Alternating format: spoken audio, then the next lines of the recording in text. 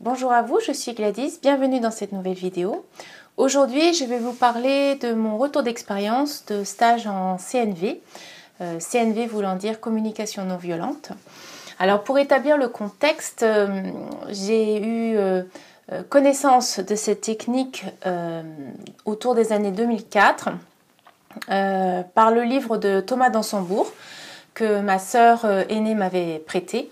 Et ça a été vraiment une révélation, hein. Ça a été vraiment quelque chose qui m'a ouvert des perspectives vraiment importantes. Et du coup, je me suis vraiment penchée sur cette technique qui, voilà, ça m'a enthousiasmée. Et à tel point d'ailleurs qu'au fil du temps, ça m'a donné envie de me former pour pouvoir ensuite l'enseigner, transmettre, accompagner les gens avec cette technique. Seulement, j'ai trouvé en fait que le process, ce qui était proposé par rapport aux institutions qui proposent les formations, était trop lourd et trop coûteux. Donc voilà, ça m'a fait un peu l'effet de chasse gardée et ça m'a pas donné envie de m'engager là-dedans. Mais j'ai quand même eu envie de continuer sur cette voie en faisant des stages. Donc en 2014, j'ai trouvé une opportunité de faire un stage qui était dans mes moyens et pas trop loin d'où j'habitais. Et c'était donc des stages en groupe. Alors à l'époque, hein, j'étais encore pas très à l'aise sur tout ce qui était en groupe, mais je me suis donc lancée là-dedans. J'étais pas seule, hein, je suis allée avec mon compagnon de l'époque. Et durant le stage, voilà, ça se passait sur 2 jours et on était, je crois qu'on était 8. Donc il y avait tout le côté de rencontrer des gens qu'on connaissait pas, d'aborder des sujets plus ou moins sensibles et puis d'avoir cette approche plus on va dire plus vivante de la CNV, puisque là on mettait en pratique avec des ateliers. Alors ça en plus c'est pas tellement peut-être que maintenant ça a un peu changé, mais c'est pas trop ma tasse de thé ça, de faire des mises en situation, voilà, les jeux de rôle, toutes ces petites choses-là, c'est pas trop mon truc. Donc ça me mettait pas forcément à l'aise, mais bon, on avait des petits exercices et ça permettait après d'échanger comme on l'avait vécu, ressenti. Alors pour les stages en eux-mêmes, ce qu'il en est ressorti pour moi, c'est que c'était très riche, déjà par les échanges, les rencontres, et puis parce qu'on allait rencontrer intérieurement en soi les prises de conscience ou les similitudes aussi. Hein. Souvent avec les personnes, ils apportent une problématique ou quelque chose de leur histoire, et puis ça nous parle. Donc ça, j'ai trouvé ça super, et c'est vrai que petit à petit, j'ai commencé à beaucoup plus aimer le groupe. Maintenant, j'aime beaucoup les rassemblements comme ça, tout ce qui est les cheminements en groupe, parce que je trouve que c'est très porteur. Mais bon, à l'époque, j'en étais pas là. Et donc j'ai fait 2 stages hein, pour le suivi. Donc il y avait 3 modules. Donc le premier module, je l'ai fait en 2014. Le deuxième module en 2015, donc 1 an après.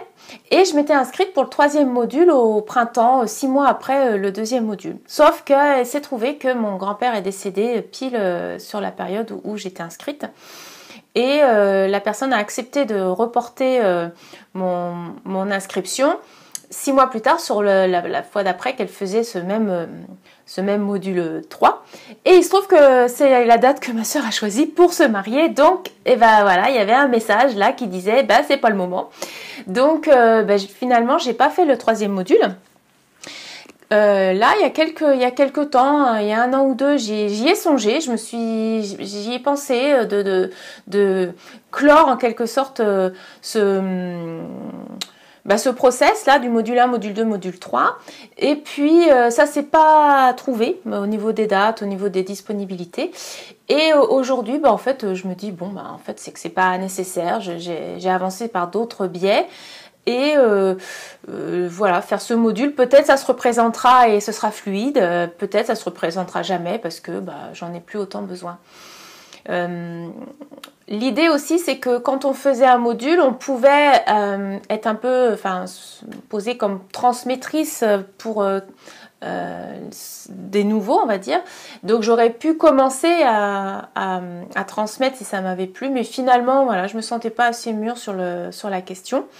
Et par rapport toujours à ces différents modules et à la CNV en tant que telle, comme je vous l'ai dit, c'est vraiment une technique qui m'a subjuguée, que j'ai vraiment beaucoup aimée, que j'apprécie toujours aujourd'hui. Hein. J'ai continué d'aborder ça sous d'autres auteurs, sous d'autres angles. J'étais un petit peu gênée par le côté très protocolaire en fait, hein, la façon dont on propose le cheminement en cas de difficulté pour savoir comment s'exprimer en face d'une personne ou dans une situation. Mais ça donnait une base qui pouvait paraître artificielle, mais qui permettait justement, au départ en tout cas, de se mettre à l'aise, hein, de se mettre en train, un peu comme on apprend des pas de quelque chose. Et voilà, au début, ça paraît un peu forcé, hein, artificiel. Alors moi, ce qui m'a beaucoup plu dans la CNV, justement, c'est les 4 étapes en tant que telles. C'était juste l'articulation pour les rendre naturelles dans les interactions avec les autres que je trouvais compliqué. Mais les 4 étapes, donc en fait pour moi, ça a été un peu comme un chemin initiatique, parce que même si j'étais complètement convertie ou convaincue par cette approche, eh bien avec le recul, je me suis rendu compte que chaque étape a été pour moi un processus de longue haleine. Chaque étape a été vraiment une étape qui m'a pris du temps à intégrer. Alors la première, c'est de relater, de décrire les faits. Souvent, quand on a un problème, on va partir dans de l'émotionnel et du coup, on va raconter autre chose que simplement les faits. On va y coller nos interprétations. Et donc là, bien l'idée, c'est de vraiment revenir aux faits.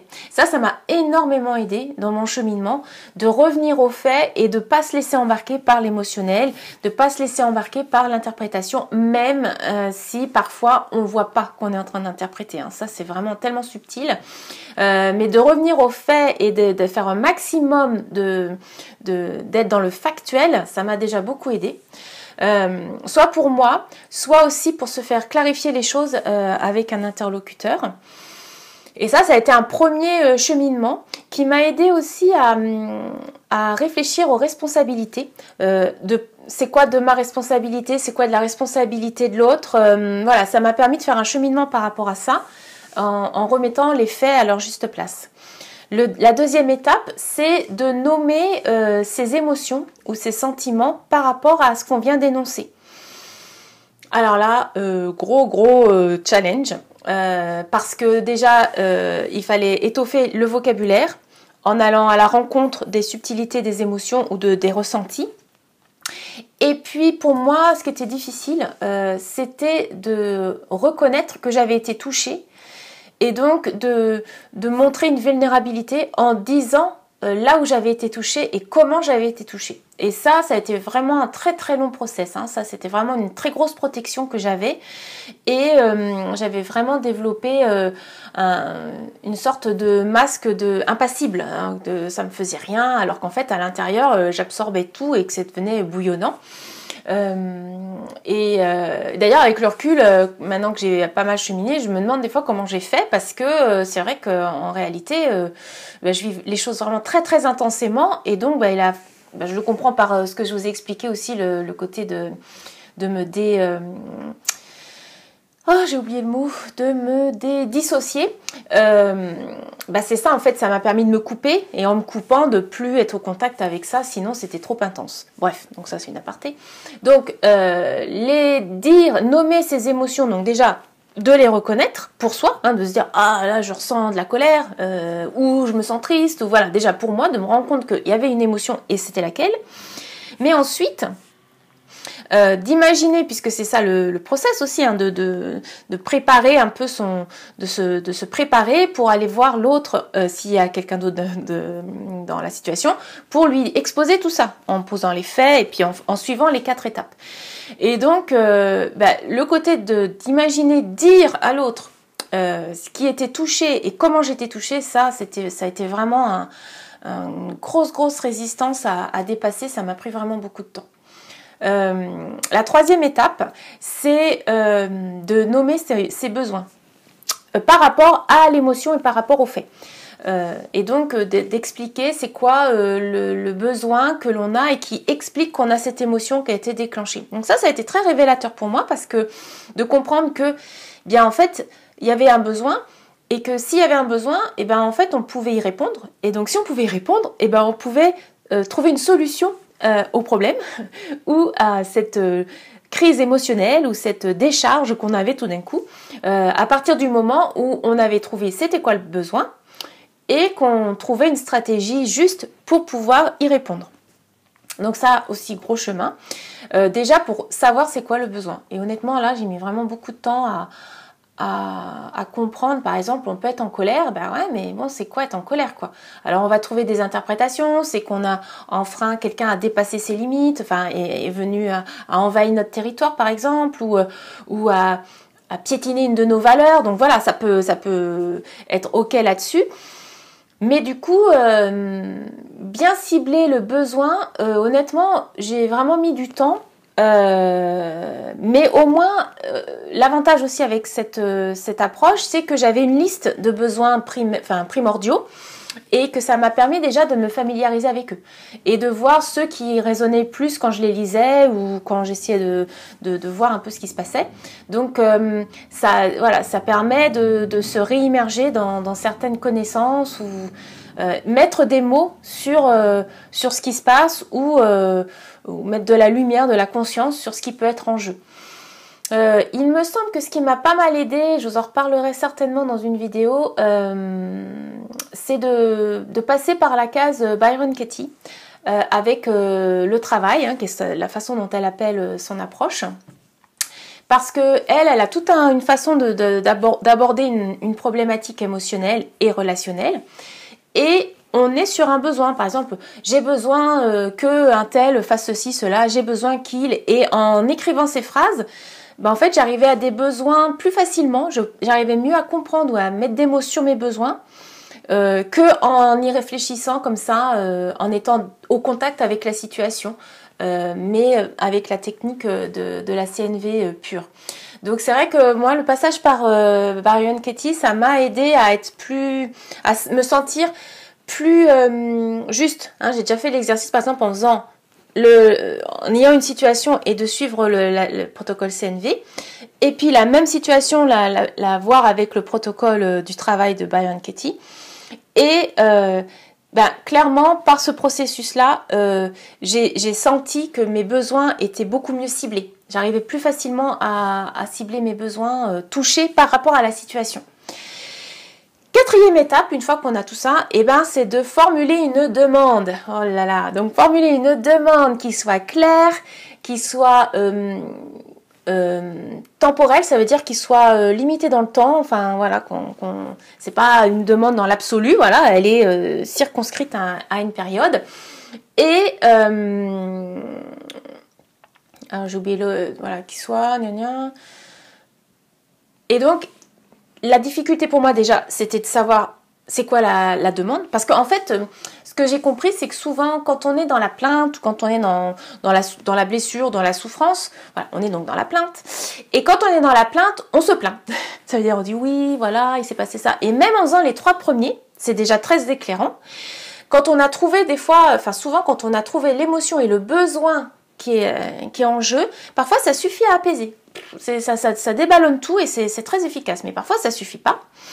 Et si on en reste là, en fait, on est encore dans un rôle de victime. Parce qu'on est encore on se nourrit encore de oui, j'ai besoin de ceci, je ressens cela, et c'est ce fait-là qui a déclenché que. Mais on n'est pas sorti de l'auberge, en fait. On n'a pas repris son pouvoir. Or, quand on fait la demande, on prend son pouvoir et on ose se positionner, on ose demander à l'autre de se positionner aussi, et on ose dire voilà, moi j'ai besoin de ça, est-ce que tu serais d'accord pour... Et donc pour moi la difficulté elle était double, déjà de savoir c'était quoi la demande en fait.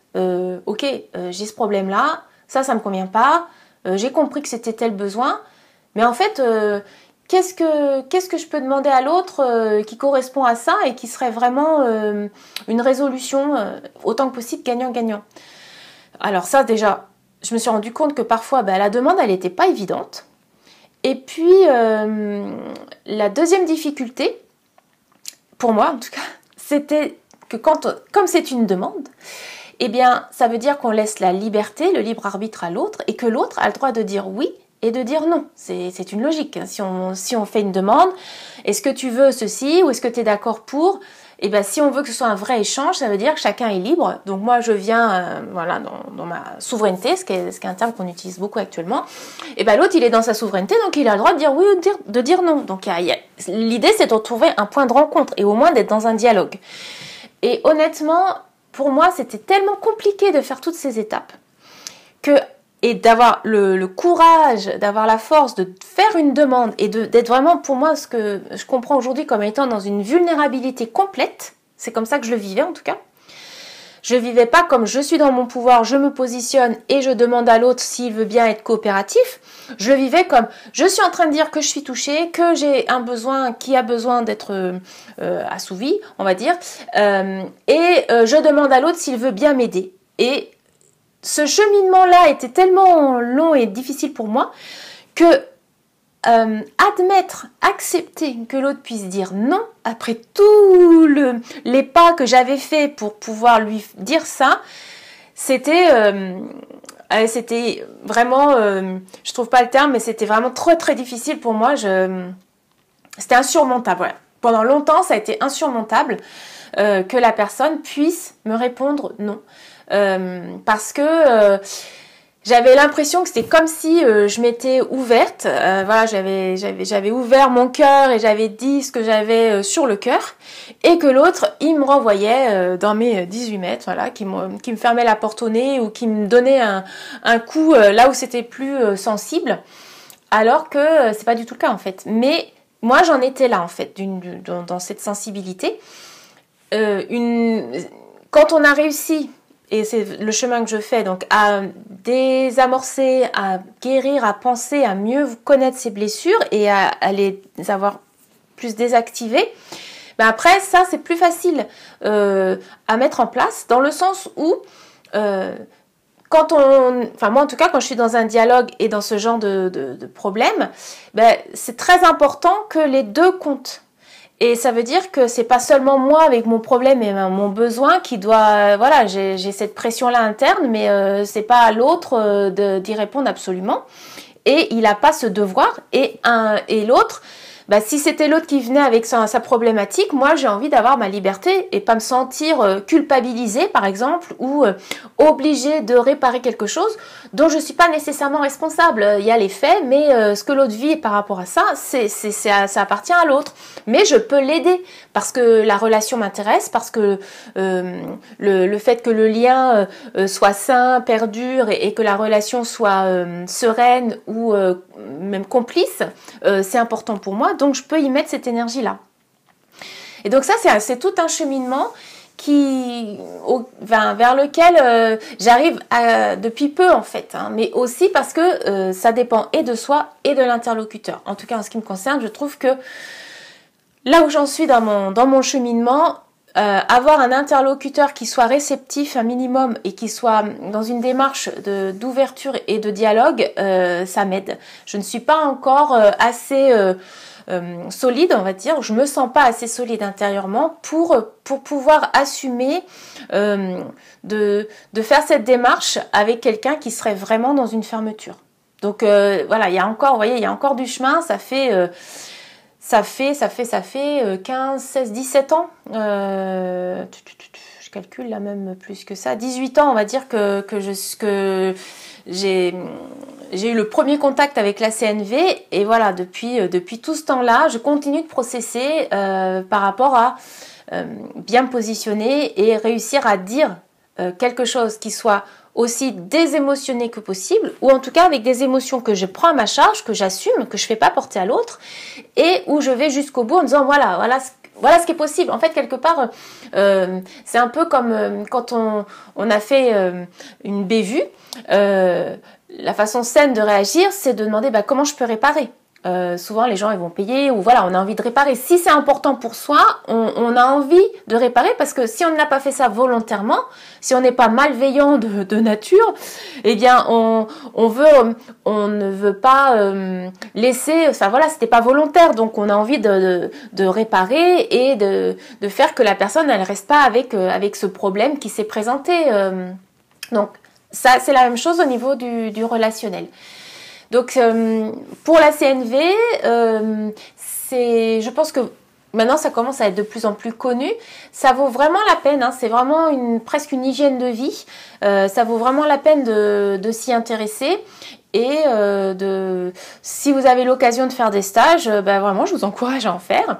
Le premier stage, enfin le premier module, c'est justement de voir ces 4 process, l'enchaînement et de s'entraîner. Le deuxième module, là, on est justement plus facilement. Le premier, on est sur soi, voilà, ce qu'on vit, comment on le vit, comment on peut l'exprimer à l'autre. Le deuxième se concentre sur on dit aller sur la montagne de l'autre, c'est-à-dire aller voir le point de vue de l'autre, être capable d'aller rencontrer l'autre parce qu'on n'est plus hyper activé dans sa blessure. Donc ça, c'est aussi un gros chemin. Hein. Et le troisième, c'est approfondir ça. Et c'est vrai qu'elle m'avait dit qu'on est aussi pas mal sur le sujet de la colère, puisque sans doute dans notre société, c'est une des émotions les plus réprimées. Donc c'est une des émotions qui nous pollue le plus. Et il faut croire que j'étais pas encore prête à aller vraiment l'explorer de cette façon-là pour que ce soit vraiment porteur. Et donc les 2 premiers, le premier on est sur soi, on est sur la rencontre, donc on a les 2 entités d'un dialogue, on va dire, qui sont prises en compte. Et c'est vrai que une vraie relation saine et une vraie discussion qui va vers la résolution, elle ne sera efficace que si on est capable de à la fois être en auto-empathie, ça veut dire être vraiment en contact avec ce qu'on vit, mais aussi en empathie avec l'autre, ça veut dire d'être capable d'accueillir ce que vit l'autre, sans se dire que ce que vit l'autre, ça vient, c'est plus important ou moins important que ce qu'on vit. En fait, c'est réussir à mettre les 2 au même niveau et de se rencontrer comme si, alors c'est vrai que j'utilise cette image-là parce que je l'ai entendue d'une intervenante sur internet j'avais bien aimé, qui expliquait que aller rencontrer l'autre, c'est comme aller dans un pays étranger. Et donc, c'est vraiment de se dire, alors toi, comment tu vois les choses par rapport à cette même situation? Ah, toi, tu l'as vécu comme ça, ok. Bon, moi, je l'ai vécu comme ça. Et du coup, ça frictionne là-dessus. Où est-ce qu'on arrive à se retrouver? Où est-ce qu'on peut se rencontrer pour que ce ne soit plus un problème? En fait, c'est un peu ça Et c'est pour ça qu'on peut faire une proposition et que l'autre, c'est un peu comme de la négociation si on veut. On fait une proposition, puis l'autre il dit non. Mais il dit pas non à l'ensemble. Il dit peut-être non parce que la durée qu'on lui donne, elle est pas bonne. Ou la stratégie que l'on propose pour répondre aux besoins lui convient pas. Et donc, après, l'autre, il dit non, et puis il peut expliquer qu'est-ce qui ne va pas pour lui et pourquoi il répond non, en faisant une autre proposition, et ainsi on peut tisser du lien. Parfois, juste le fait de réussir à s'exprimer chacun et à réussir à s'entendre vraiment pleinement, même sans trouver de solution, ça peut déjà apaiser parce que ça va nourrir la confiance qu'on a de l'un envers l'autre, ça va nourrir l'acceptation, l'accueil de chacun, et donc ça va nourrir vraiment la confiance personnelle et dans la relation. Ça peut être vraiment bénéfique même si on ne trouve pas de solution tout de suite ou de solution tout court.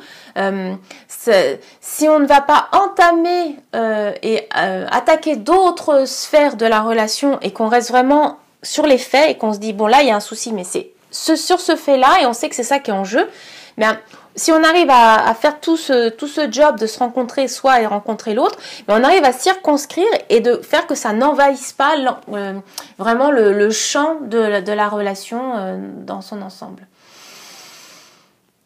Voilà, donc je vais en rester là, même s'il y a beaucoup de choses qui pourraient encore être dites sur ce sujet. Vraiment, pour moi, comme je vous l'ai dit, ça a été vraiment un chemin parsemé de résistance et de freins qui m'ont permis de voir aussi où étaient mes grandes zones de fragilité. Mais comme pour moi, c'était très important d'avoir une communication qui soit juste, saine pour tout le monde, ça a été vraiment une aide, des repères. Voilà. Donc, je ne peux que vous encourager à creuser la question j'espère que cette vidéo vous aura intéressé, qu'elle vous aura apporté des informations utiles. Je reviendrai sur le thème de la communication dans pas longtemps là, par une autre méthode qui m'a beaucoup intéressée, beaucoup plu, mais que j'ai pas pu poursuivre finalement pour des raisons XY dont je vous reparlerai dans la vidéo en question. Donc en attendant, après ce super teasing, je vous souhaite une bonne journée et je vous dis à très bientôt. Merci à vous.